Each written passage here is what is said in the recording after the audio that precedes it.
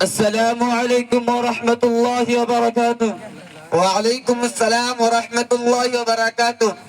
کیا بات ہے اقبال بھائی، اتنی جلدی جلدی کہاں جا رہے ہیں؟ کیا کوئی خاص بات پیش آ گئی ہے کیا؟ کیا تمہیں معلوم نہیں کہ ایک ہفتہ کے بعد میرے بیٹے کی شادی ہونے والی ہے؟ میں لڑکی والوں سے 10 لاکھ روپے جہیز میں لیا ہوں۔ انہی پیسوں سے میں اپنے گھر کے لوگوں کے لیے کپڑے وغیرہ خریدنے جا رہا ہوں، اس لیے اتنی جلدی میں ہوں۔ لا حول ولا قوت الا باللہ، تم اپنے آپ کو مسلمان تو کہتے ہو، اس کے باوجود غیروں کے طریقے پر عمل کرتے ہو۔ کیا تمہیں معلوم نہیں جہیز لینا اسلام میں حرام ہے، اور ایک حرام عمل کرنے کے باوجود تم اسے اس طرح بیان کر رہے ہو جیسے کہ تم نے کوئی شاندار کارنامہ انجام دیا ہو۔ آج ہمارے سماج میں تم جیسے ظالم لوگوں کی وجہ سے غریب والدین اپنی بیٹی کی شادی کے لیے در در کے ٹھوکریں کھاتے ہیں، آج اسے جہیز دینے کے لیے بھیک مانگنے پر مجبور ہو جاتے ہیں اور تنہائیوں میں خون کے آنسو روتے ہیں۔ بس کرو، تم نے بہت بکواس کر لیا۔ کیا تمہیں معلوم ہے میں نے اپنے بیٹے کو کتنی محبت سے پالا ہوں؟ کیا تمہیں خبر ہے میں اس کی پرورش میں کتنی مشقتوں کو جھیلا ہوں؟ کیا تم جانتے ہو میں نے اپنے بیٹے کو اعلیٰ سے اعلیٰ تعلیم دلانے کے لیے کتنی ساری تکلیف کو برداشت کیا ہوں؟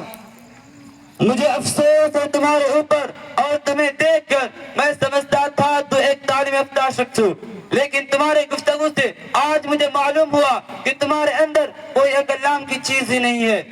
یاد رکھو اقبال بھائی، جس طرح تو اپنے بیٹے کی پرورش اور تعلیم میں مشقت کو برداشت کیا ہے، اس سے کئی زیادہ لڑکی والے اپنی بیٹی کی پرورش کے زمانے میں مشقت کو جھیلتے ہیں، اس لیے کہ بیٹی کی پرورش کے زمانے میں ہر وقت ماں باپ کو ایک ہی چیز ستاتی رہتی ہے کہ میری لاڈلی بیٹی کو ایک نہ ایک دن یہ گھر چھوڑ کر جانا ہے، میری بیٹی میرے پاس ایک امانت ہے، اس میں بہتر طریقے سے پرورش کرتے ہیں اور اس میں اعلیٰ سے اعلیٰ تعلیم دلاتے ہیں۔ لیکن ہونا تو یہ چاہیے تھا کہ لڑکی والوں کا تم احسان مانتے، لیکن تم تو شادی کو تجارت سمجھتے ہو اور اس کے ذریعے سے پیسہ کماتے ہو۔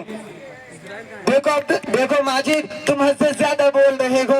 ایسا لگتا ہے کہ میں جہیز لے کر بہت بڑا گناہ کر لیا ہوں۔ تمہیں تو میری تعریف کرنی چاہیے اور لڑکی کے والدین کو میرا یہ احسان ماننا چاہیے کہ میں شادی کے بعد اس کی بیٹی کو رہنے کے لیے گھر دیں گے، زندگی بسر کرنے کے لیے ساز و سامان دیں گے، پہننے کے لیے جوڑے دیں گے، لیکن تم میری برائی کر رہے ہو۔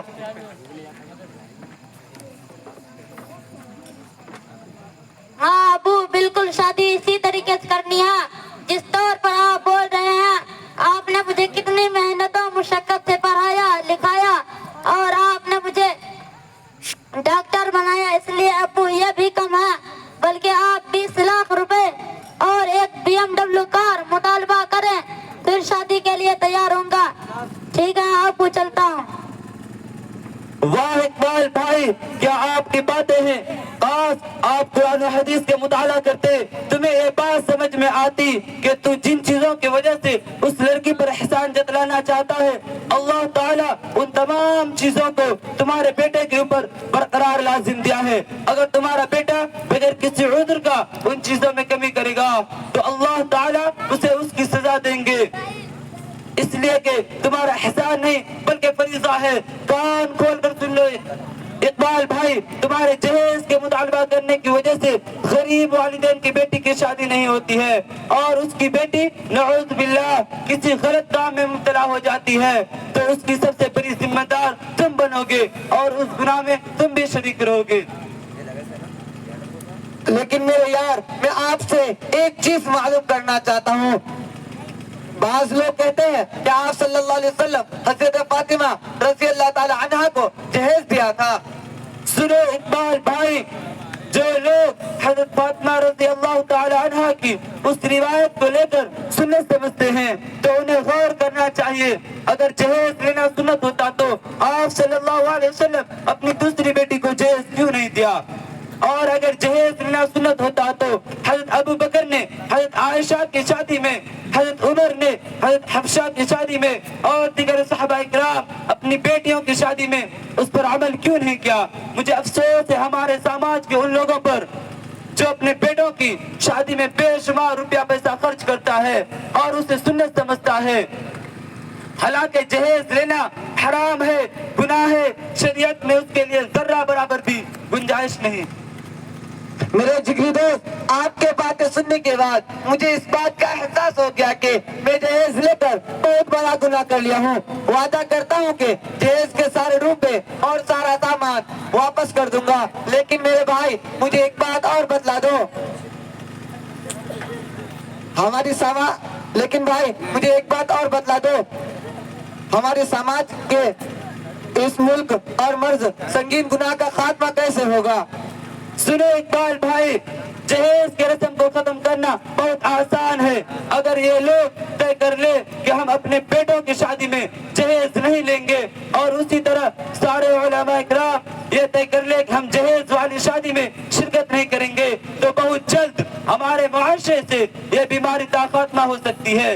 नीज कोई शख्स जहेज लेकर शादी कर लेता है तो उससे रिश्ता बैकाट कर लिया जाए। इंशाअल्लाह इन तमाम बातों पर अमल करने की वजह से बहुत जल्द हमारे माशरे से जहेज की रस्म हमेशा हमेशा के लिए खत्म हो जाएगी और गरीब वालिदैन अपनी बेटी की शादी के लिए दर दर के ठोकर खाने और भीख मांगने की जरूरत नहीं पड़ेगी। अच्छा भाई, ठीक, मैं अपने समधी के घर जाकर उसको पैसा लौटा देता हूँ और ये अहद करता हूँ कि सुन्नत के मुताबिक बाकी बेटों का शादी कराऊंगा। अस्सलाम वालेकुम। वालेकुम अस्सलाम व रहमतुल्लाहि व बरकातुहू। कैसे हैं समधी साहब? अल्हम्दुलिल्लाह बखैर व आफियत से। समधी साहब, मैं आप ही के घर जा रहा था। समधी साहब, मुझे पहले इस बात का इल्म नहीं था कि अल्लाह ताला ने जहेज को हराम करार दिया है। आप मुझे माफ फरमाए। जहेज के सामान लौटाना चाहता हूँ और आप तमाम साजो सामान वापस ले लीजिए। मैं आपका बेहद ममनून और मशकूर रहूंगा। मैं आपका बेहद ममनून और मशकूर रहूंगा। अल्लाह ताला मुझे माफ फरमाए। आमीन। चलिए समझी साहब, ठीक है, अब आपका अकल और दिमाग खुल गया है। आप एक हराम काम से बाज आ गए हैं। मैं अल्लाह ताला का शुक्र अदा करने के साथ साथ आपका भी शुक्र गुजार हूँ। अल्लाह ताला आपको मजीद अक्ल सलीम अता फरमाए और जज़ाए खैर दे। आमीन सुम्मा आमीन। मुझे बहुत खुशी हुई इकबाल भाई कि आपने जहेज के साजो सामान को वापस कर दिए और आपने अपने बाकी बेटों का सुन्नत के मुताबिक शादी करने का वादा किया। अल्लाह ताला आपको अपने वादे पर बरकरार रखे। आमीन। व आखिर दावाना अल्हम्दुलिल्लाहि रब्बिल आलमीन। अस्सलामु अलैकुम व रहमतुल्लाह। मजलिस में मैं आप हजरात के रूबरू मदरसा की मुख्तसर हकीकत को बयान करना चाहता हूँ। उम्मीद है कि बगैर समात फरमाएंगे। मदरसा एक बहुत बड़ी नियामत है। आज के दौर में मदरसा बहुत कीमती चीज है। अल्लाह ने आज ये नियामत अता की है।